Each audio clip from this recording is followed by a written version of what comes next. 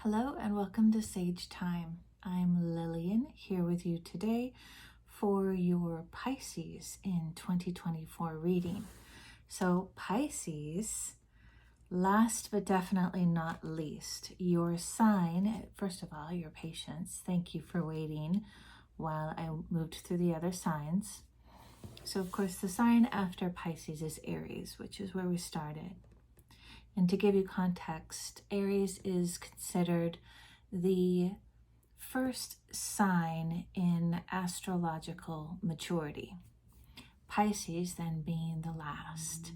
So there's so much to be said about this. And I don't mean this in any terms of hierarchy. I mean this in terms of development.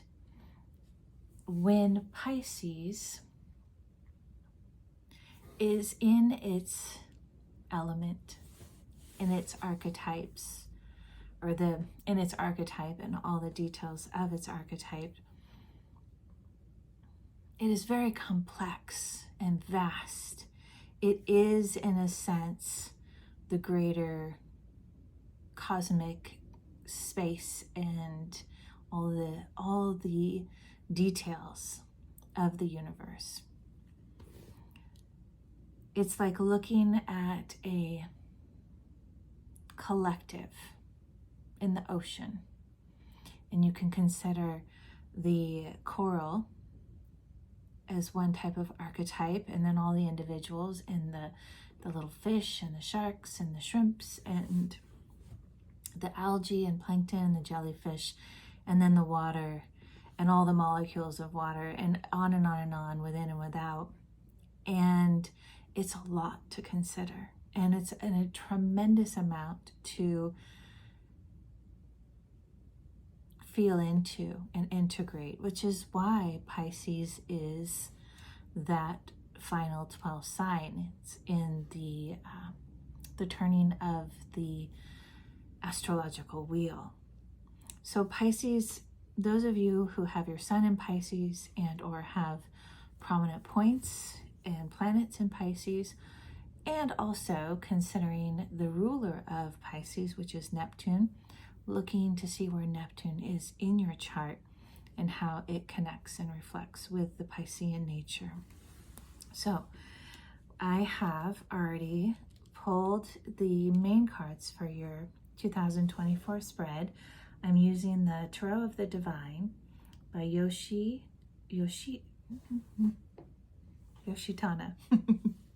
I have been wanting to use this deck for a while, and it just has not spoken in a public reading to be worked with, and today it very clearly did. I love it.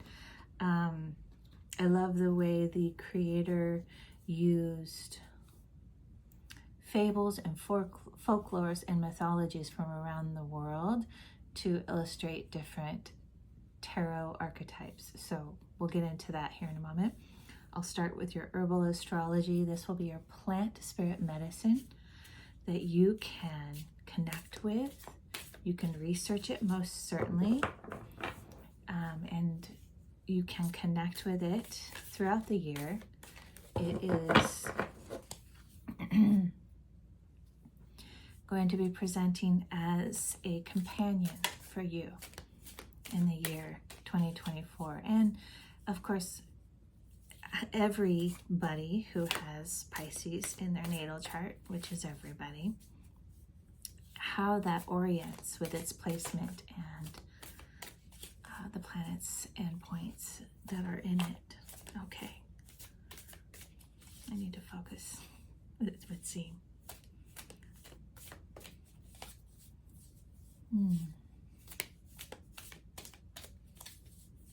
They're contemplating, it seems.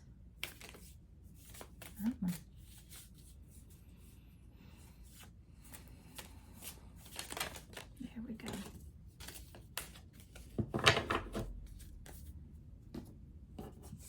So 2 cards flipped out. Let's see if they both want to be a part of it. Well, I'll present them to you now, and then at the end of the reading, we'll discuss them more in detail. The one on top that came out is Yarrow. That was in another reading too. The keyword being harmony. And I feel like this one does want to play in. The second one that came out is Lion's Mane, the keyword being leadership. So we'll put this one gently on pause to the side in a sense and see how it does or does not present itself in your reading. And then at the end of the reading, I'll read more about the details and we'll discuss the images and what comes forward. Okay. So your first card to come out is the Four of Coins, or Four of Pentacles, as it would commonly be known. This card, this image, illustrates a folklore from Peru, or mythology, I guess I would say, of the condor and who kept his wife. He has a human wife, and the condor is a stingy character in this tale. He is not such a great character. His wife does not like his choices and the way he lives, and she finds him restrictive and imprisoning. And in suit with the idea of the Four of Pentacles, the Four of Coins, you can see there's this hoarding aspect, this being imprisoned by or imprisoning another. And here I'm thinking the masculine aspect of the self, imprisoning the feminine aspect of the self, the part of the person that is the fertility, the feminine, right? And the masculine is really meant to be supporting that energy within the dynamics and the duality of an individual within themselves. And this could be a relationship of your past. I'm feeling that, and I think really a cyclical pattern, something you've probably experienced with your parents or parental themes, I guess you could say, as a child. And whether you're a man or a woman listening to this, that feminine aspect within you has felt a lifetime of that fear and that restriction and that tug and pull of, well, I need to be cautious with my resources, and I need to be cautious so I'm safe, and I need to withhold a lavish sense of ideals and dreams. And I feel like this has played itself out, this story, in many different ways, probably in your careers as well, or career, but really I'm feeling it in relationships, and it feels really complete. But it's still lingering there, isn't it? However, with this, the hummingbird in the background, it's indicating to me, of course, the nature of the hummingbird. These are, I think, kind of a honeysuckle plant.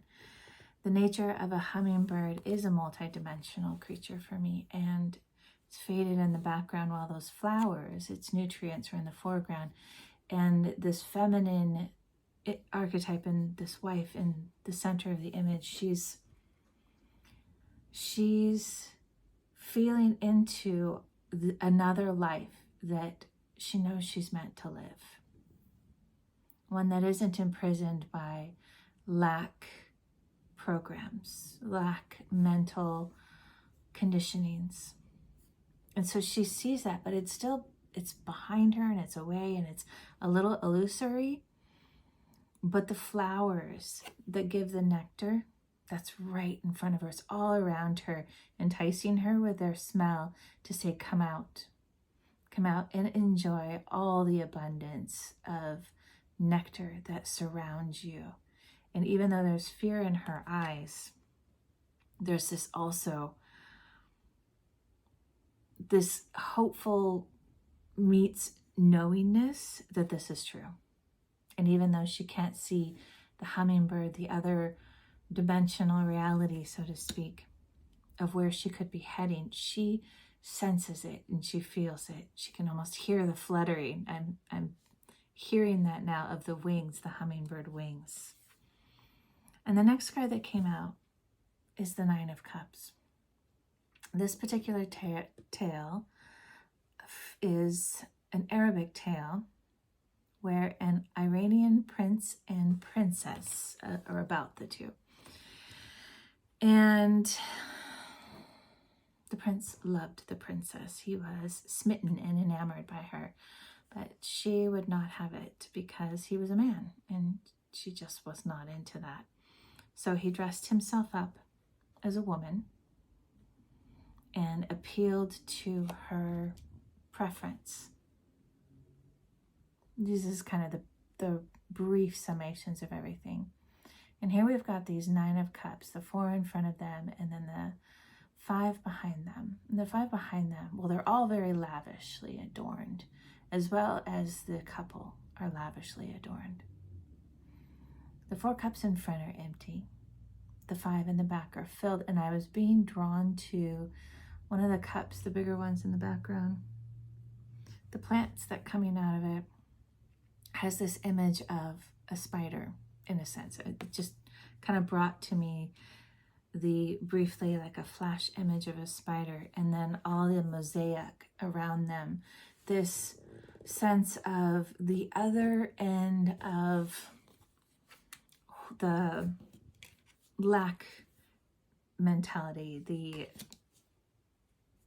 hoarded and not enough mentality. And this is the polarity of that in a sense. Everything is so highly adorned and so beautiful and rich and lavish, and their clothes and so forth are wonderful. And I feel like this is also something that you have leaned into, both in the physical world, but also in the idealism, dreaming in the imaginal realm, creating an imagery of what that would be like. And given the idea that the prince dressed himself up as what he is not, for love, there's a lot of complexity coming in, because in one sense, was he compromising who he truly is? Did you compromise who you were by pretending to be something that you weren't and doing it for love, and that made you happy? I mean, he's very happy. So sometimes I'm hearing these compromises can open up an aspect of us that we didn't know existed, and we can find incredible fulfillment and contentment, as is the Nine of Cups. It's almost the 10. Really, it's there. Everything that he, now she, ever wanted, by allowing himself to open up to areas within him that he knew were there, but once he really allowed that opening and diving into the depths of that to occur, he, now she, is happier than ever, has become something so much more than what they imagined. And she, the princess, she knows who he is, who he was, and who he's presenting as. She knows all these things. And there's this incredible sense of gratitude that he both put in the effort and allowed himself to become who he truly was. And now I'm seeing all these lavish things around them. They have no import. They're there, and that's fine. But they have no import. And that's the spider plant in the background, creating the mosaic as they go.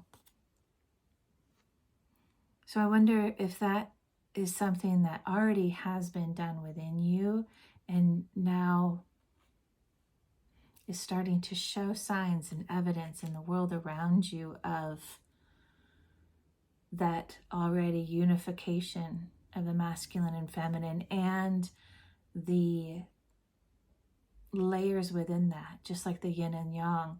The white has a black dot and the black has a white dot. So within the light is the dark, within the dark is the light. And so it's when you start opening those layers, and like the lotus, they unfurl and unfurl. And it's not so stark as black or white, masculine or feminine. The deeper we go, the more dynamics, words that are trying to come through right now. Dynamism, that's not a word, is it? No. The more that opens up within us is so unexpected. It's beyond imagination, but now it's lending to an imagination to create a sense of self and a way of being and moving through the world that we didn't even know was possible. And that is what I'm feeling you have been, but you're at that now greater opening cusp, right? The lotus flower has already opened some of the petals, but now it's going deeper and deeper.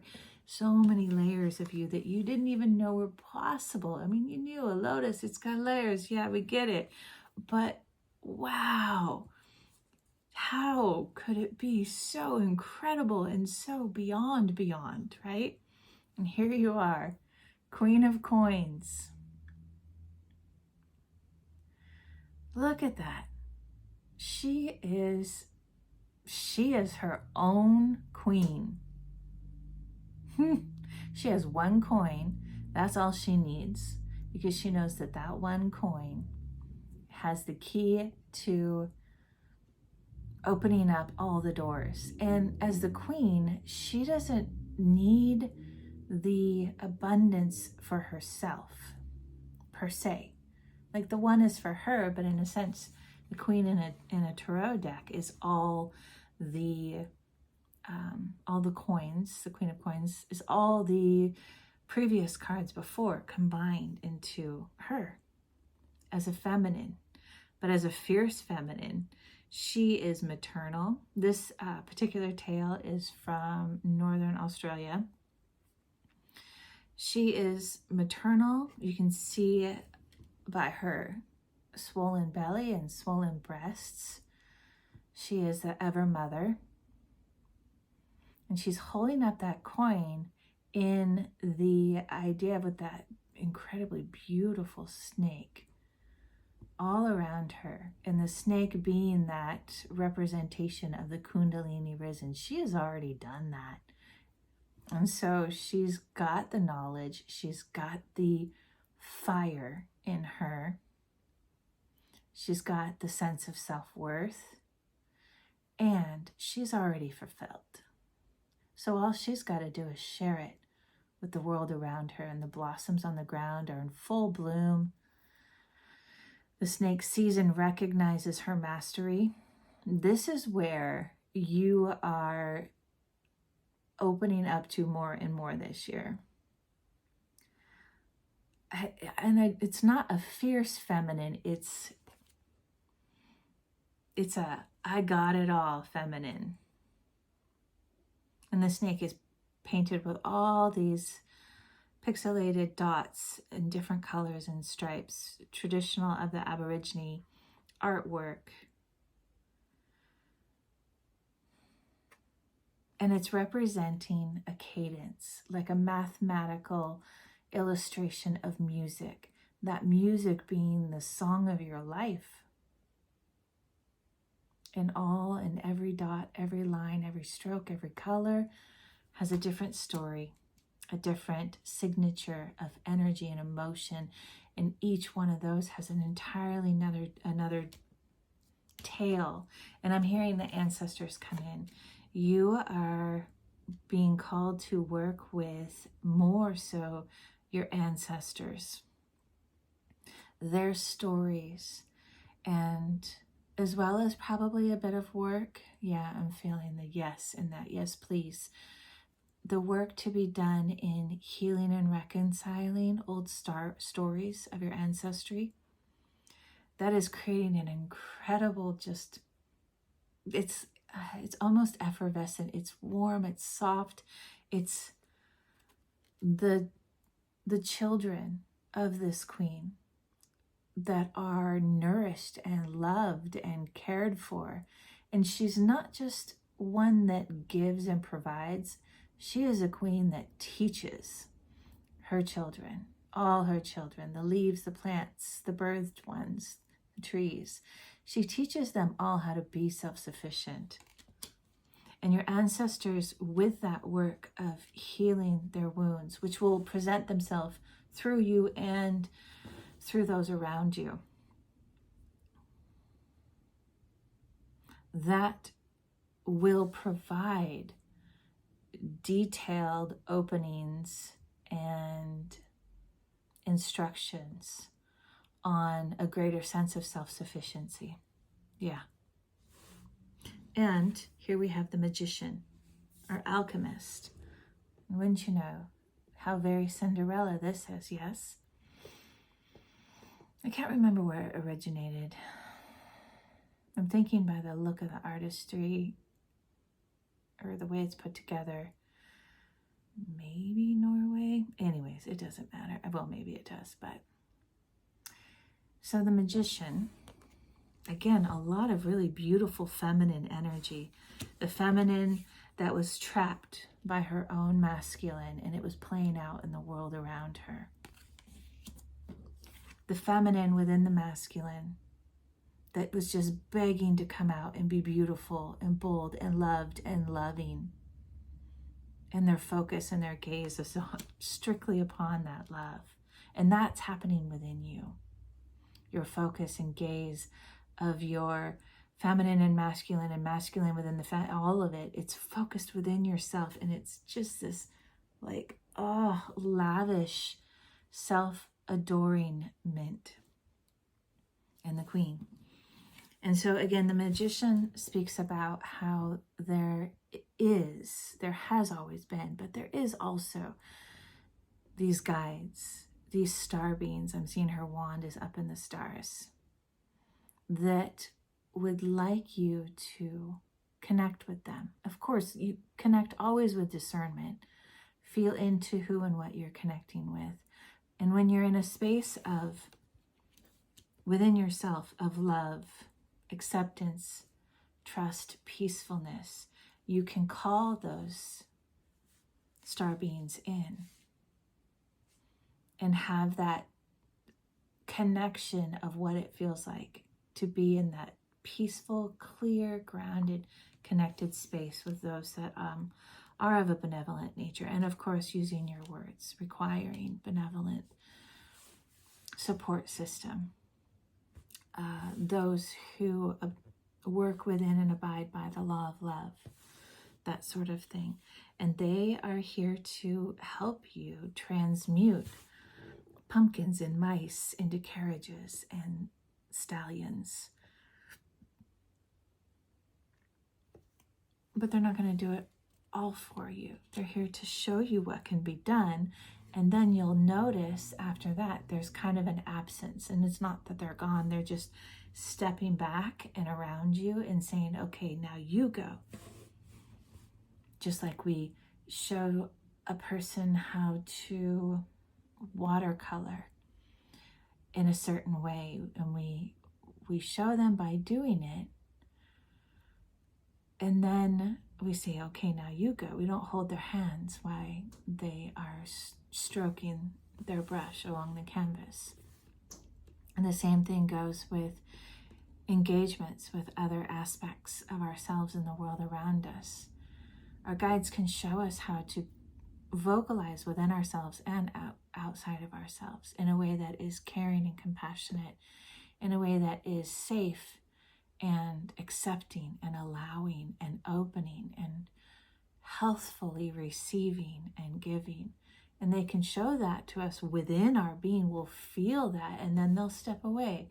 And we're kind of left with our own devices, but really it's also the old programs and patterns of our ancestry. So that's when you'll start feeling that stark distinction and differentiation between the celestials helping you and the ancestors that are present with you that are asking for your assistance in breaking the patterns and programs and the traumas and loving them in all of their snarl-toothy or defeatism or victimization or aggression, all the things that we know don't serve us.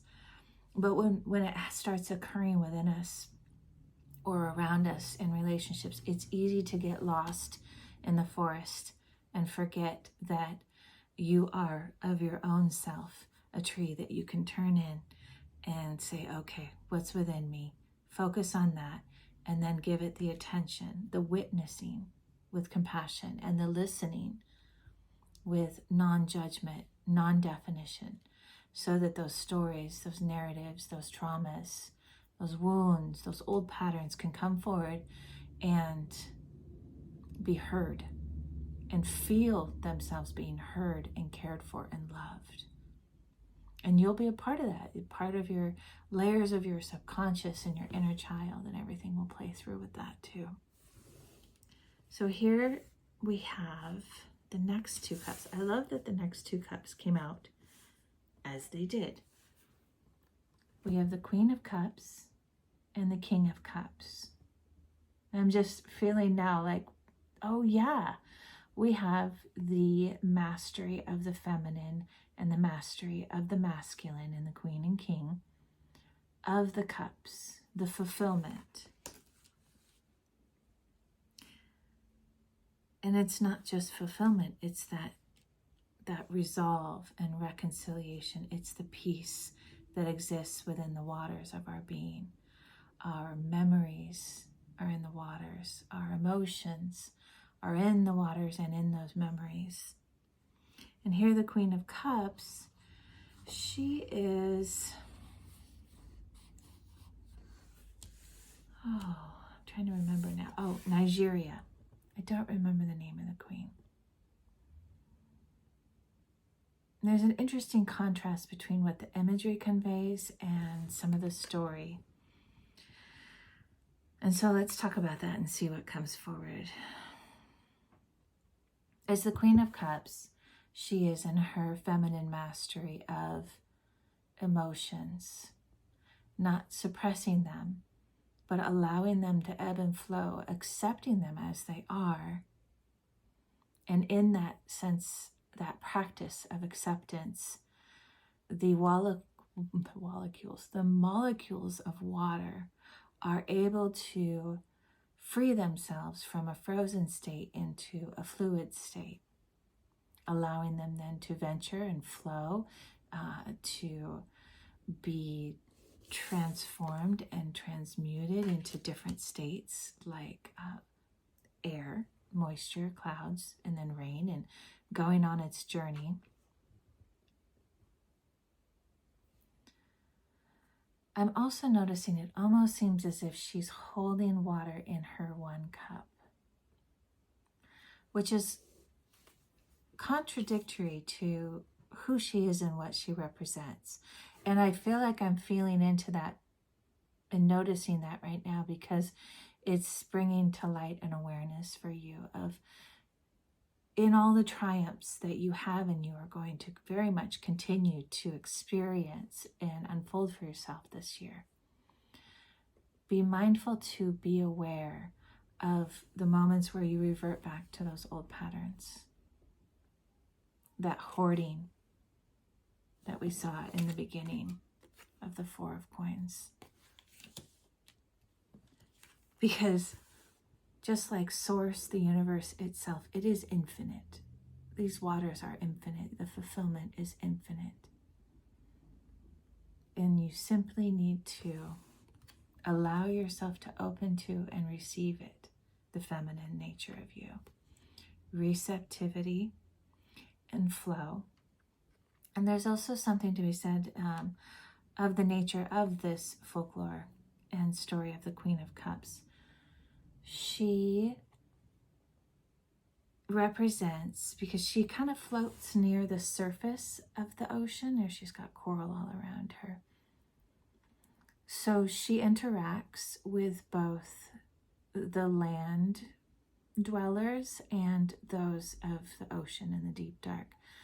So she reminds those at the surface and above the surface and just below the surface that there are those layers within the self. She reminds the conscious self of the subconscious, and to make sure that that stays incorporated with present awareness of the conscious mind, that there is a subconscious running. And when we slow down and we get present with that, we can tune into that. And that's what I'm hearing is where the big fulfillment is coming in. And I'm seeing her dress here has this oyster kind of ripples here. That is the pearl that is created from that very agitating, irritating, skin tearing granule of sand. Allow the discomfort. It's okay to have discomfort. It's okay to go dark. Remember to take the balanced breaks in the light and the dark, because there are gems in the deep dark seas of the ocean, and yet there are also times where we need to breathe and come up to the surface and float and relax and play on the sunny sandy shores and bathe in the warmth of the sun. Both are equally important, and with enough practice of moving between the two, and sometimes just bobbing your head out and being in the half of you in the water and half up above, there is an incredible sense of wholeness that occurs by balancing and integrating those polarities, so that they no longer are that Piscean fish symbol of polarities coming together. They're integrating and becoming just like the depths of you. They're becoming more than just masculine or feminine, or the feminine within the masculine. They are becoming all the surprises of the layers and layers of darkness and light. Once we go deeper, it becomes magical. It doesn't become a dualistic or polarity thing. And here is our King of Cups, winding it up. This is a story about, where did it originate? Looks like a Chinese dragon. I think I have it here. Yep, it's a Chinese legend called The Boy and the Dragon Pearl. And this fellow, he has, and that's it, that's the pearl. He has found incredible satisfaction with the process of cultivating discomfort into a gem. He has become a mystical, incredible, magical creature that he lives down in the dark depths, but he is full of light. His horns, his antennas that reach out and touch the psychic ethers, those are light. He has all the colors, the sense of safety and security because he has done the work. He has that confidence and that knowing from experience that he is self-sufficient in all forms of adversity. He is it, he bees it, and he represents it to others so that they may also acquire it for themselves. This is who and what you are becoming. This is incredible. I mean, truly. Look at you.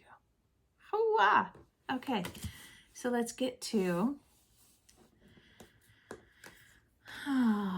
your plant spirit.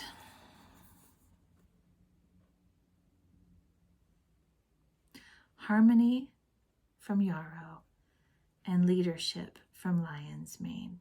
I think instead of reading, we're going to look at the illustrations more today. We'll see where we go. Yarrow is a plant also in China. They use the stems of it for divination. They use it in the I Ching. And here we see the crane, both symbolizing the balance that comes with justice of the self, but its neck is extended up into the divination properties the flowers of the yarrow. So it's both the spirit world and the physical manifestation world in right relationship, distinct but connected. And the consciousness is in that spirit world, recognizing that its body is in the physical, and it's balancing those two things together. And the hand is offering the generosity of that wisdom, holding it out, not necessarily giving it away, but holding it out as this is what you can to others, what you can glean from and see that's happening within you, that is available to others. And I see this now as you coming forward as a teacher and a leader by representation, not necessarily by teaching, much like how you are going to be going through more and more of the process of these extrasensory, hidden realm beings, benevolent beings that are going to be teaching you and supporting you and guiding you. That is going to be a template for how you demonstrate in the world what leadership and teaching really is. It's not so much of a lecture that people come and pay a lot of money for, or whatever it is, but rather it's something that you find within your own creative expression to infuse what you've learned. So the intention isn't necessarily to teach, whereas the intention is more of a creative expression and a joy. Well, what it does just naturally as a side effect is demonstrate the possibilities for others. You can see at the top, the rulership of Yarrow is Venus, our archetype of the feminine, and the Empress, receptivity. And then with the lion's mane, again, yes, leadership. And I'm seeing now also the scales of balance there in the background as well. And there's this Aquarian image of the water bearer with the clay pot pouring drops of water into the ocean. And I'm feeling this ocean is the collective consciousness in the earth plane, human, animal, and so forth. The trees are included here. The plant life wants to be included in your work. So it's bringing in, the gods bringing in this wisdom and consciousness and awareness, just drop by drop into the collective. And I sense that you are becoming more and more of a vessel of channeling that awareness into the collective in a way that's balanced, in a way that's supported. I'm seeing the different layers in the sky of the firmament and how you're connecting in these distinct layers of the cosmos, of the different realms. And you're doing so consciously and getting an awareness or developing an awareness of the distinctions of the different layers, the different firmaments, so to speak, of the world, the different veils within veils. And at the top here, we have the rulership of Uranus and, oh my gosh, my brain, Mercury. So communication to air sign Aquarius and Gemini. Mercury is also in Virgo too, is rulership. But so that's important, I think, for you to consider. So Uranus being one who brings innovative awareness. And it also brings an air of caution to not overwhelm the waters with everything you know for others. And that can be tricky because there's a lot of enthusiasm and sometimes it's just seeping through your pores and it wants to come out.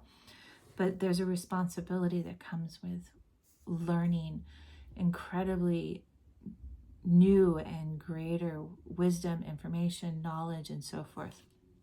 I think that's really the true reason why we see these secret societies and occult aspects of all the religions keeping information. I don't think it's a sense of depravity of others or anything. It's more, it has to be earned by going through the processes of the different initiations, because with great power, wisdom, knowledge is great responsibility, and that comes great responsibility, and that recognition and balance of those aspects only comes through the trials and errors and discomforts of the deep dark dives, the granules of sand that become that pearl of wisdom. Pearl of wisdom. Ta-da! Okay, Pisces, I think that is really it for today. Thank you so much. I hope you enjoyed. Thank you for hitting the like button and the subscribe button, and I'd love to hear how this did resonate. And I wish you a wonderful 2024. Blessings.